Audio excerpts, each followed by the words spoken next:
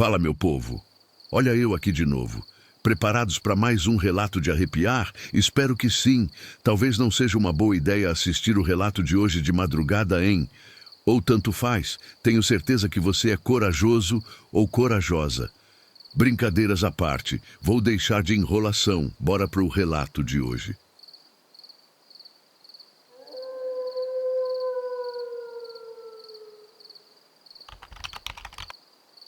Relato de hoje: o espantalho.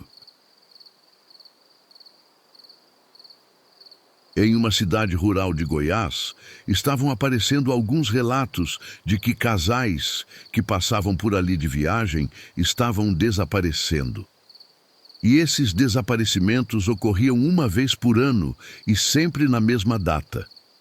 Era uma época em que não havia internet e veículos de imprensa para poder pautar esse assunto para o país.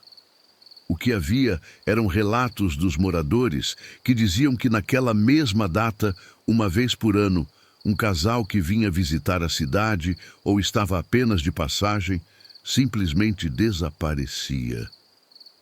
Dias depois, os familiares desse casal passavam por aquela cidade perguntando pelos desaparecidos. Isso tudo era angustiante, porque os moradores viviam esse roteiro todos os anos, sem falhar. A cidade em si era simples, mas aconchegante. Fazia o estilo de um vilarejo. As casas eram próximas umas das outras e os comércios também. Havia um mercadinho onde as pessoas faziam as compras básicas. Havia também uma cafeteria, mas falaremos sobre ela mais à frente. Na cidade havia também um posto de gasolina para abastecer o carro dos viajantes. E claro, havia um pequeno hotel, caso esses viajantes resolvessem se hospedar na cidade.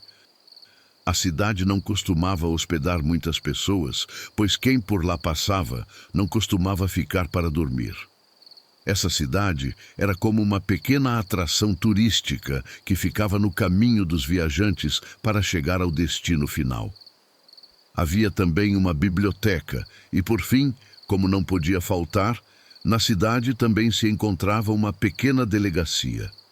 O delegado era um homem bastante honesto e tinha um ajudante que ele considerava ser seu braço direito, em quem ele confiava. O delegado tinha uma pequena equipe de policiais que entravam em ação caso algum arruaceiro decidisse arrumar problemas.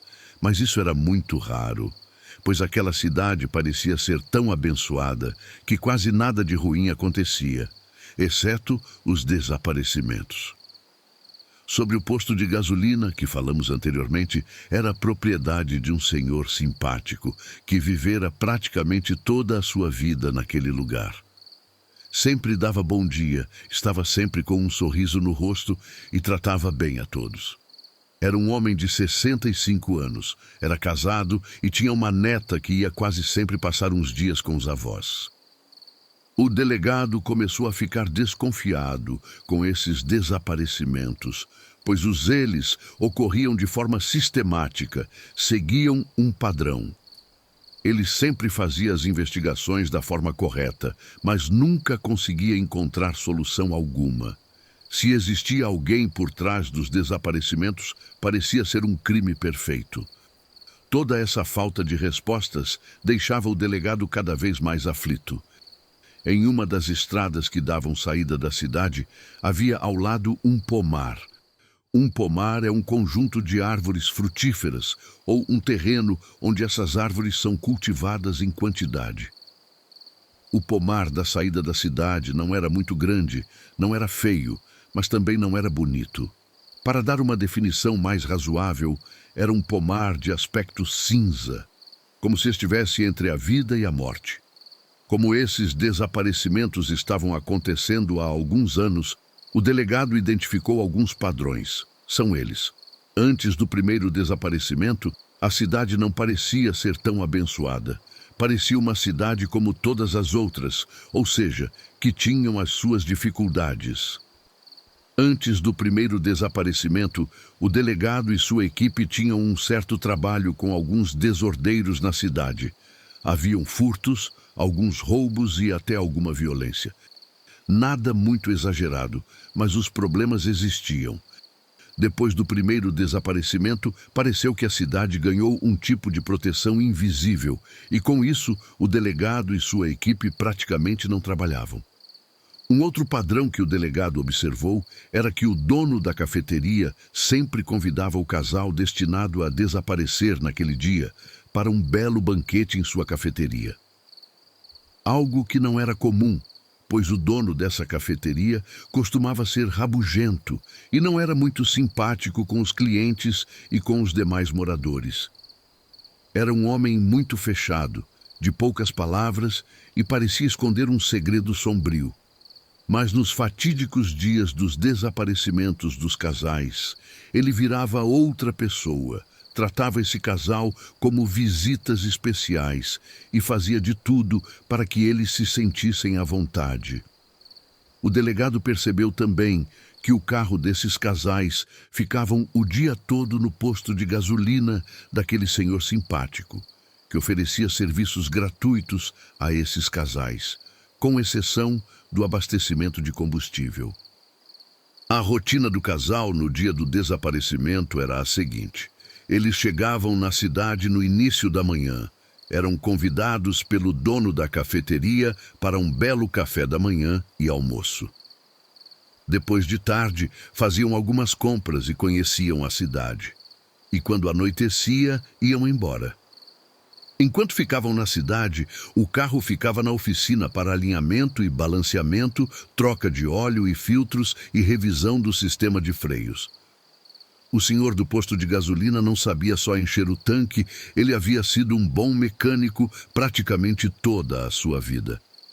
Ele então convencia o casal, que estava de passagem pela cidade, a ficar até o anoitecer, pois assim teria tempo hábil de fazer todos os ajustes no carro e entregá-lo em bom funcionamento para o casal. Quando chegou o dia do ano em que os casais desapareciam, o delegado ficou de tocaia, observando o roteiro padrão que acontecia nesses dias. Ele observou que um casal desconhecido chegou na cidade, foi convidado pelo dono da cafeteria para um belo café e almoço. Os melhores pratos eram oferecidos para eles. Era como se estivessem sendo bem alimentados para depois serem sacrificados. Ele percebeu também que assim que o dono da cafeteria convidou o casal para as refeições, o dono do posto de gasolina se ofereceu para verificar o estado do carro deles. O dono do posto disse que faria todo o serviço gratuitamente e só cobraria pelo combustível. Ele disse que o carro ficaria pronto no final do dia. O casal, com uma certa surpresa, viu aquele gesto como uma gentileza e aceitou que o carro deles ficasse no posto. O senhor dono do posto começou então a trabalhar. O delegado ficou cada vez mais instigado com todo aquele padrão e confidencializou tudo aquilo ao seu braço direito na delegacia, e os dois passaram o dia observando todos aqueles acontecimentos. Quando chegou o fim do dia, já estava de noite, o senhor dono do posto foi informar o casal que o carro deles já estava pronto e que eles já podiam ir embora. O delegado e o ajudante observavam tudo aquilo à distância, mas com muita atenção. Eles então escutaram da boca do dono do posto algo que os deixou em total alerta. O dono do posto disse para o casal que o melhor caminho para irem embora era pela estrada que ficava o pomar, aquele mesmo pomar que descrevia anteriormente. Nesse pomar, além do aspecto cinza e estranho, havia um espantalho que ficava no meio do pomar. O delegado já havia visto esse espantalho em uma ocasião anterior. Era um espantalho de dar medo e tinha um gancho afiado em suas mãos. Era um espantalho muito estranho, parecia o Jason Sexta-feira 13. O casal, então, agradeceu ao senhor do posto, pegou o carro, deu a partida e foi em direção à estrada indicada. Quando chegaram perto do pomar, o carro começou a falhar. Falhou até que desligou no meio da estrada, no meio da noite. O casal achou aquilo estranho, pois haviam acabado de ter o carro reparado no posto daquele simpático senhor. Eles então avistaram uma pequena casa. Eles teriam que atravessar o pomar para chegar na casa. Contra o bom senso, saíram do carro e foram em direção àquela casa para pedir ajuda. Foi aí que eles começaram a escutar alguns barulhos estranhos, como se alguém estivesse se movimentando rapidamente pelas árvores. Eles então viram aquele espantalho aterrorizante de pé na frente deles, e com o gancho em mãos, pronto para acabar com eles. E então, de surpresa, o delegado e o seu ajudante surgiram e começaram a atirar no espantalho. Não foi o suficiente para fazer o espantalho cair, mas sim atrasá-lo. Assim foi possível salvar o casal de serem mortos naquela noite. Depois de evitar aquela morte, a proteção que aquela cidade parecia ter foi se desfazendo. Se via um aumento da violência, algumas pessoas ficavam doentes, a plantação estava morrendo e assim seguia. Tudo de ruim que antes não acontecia na cidade começou a acontecer.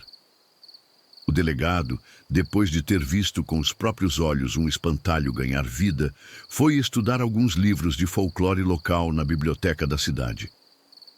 Ele encontrou em um dos livros informações sobre um deus pagão chamado Vanir. Esse era um deus pagão da prosperidade que protegia as regiões onde era cultuado.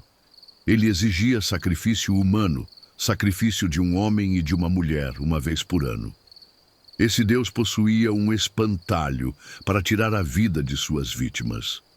O delegado descobriu também que para afastar Vanir daquela cidade, era preciso destruir a árvore mais antiga daquele pomar.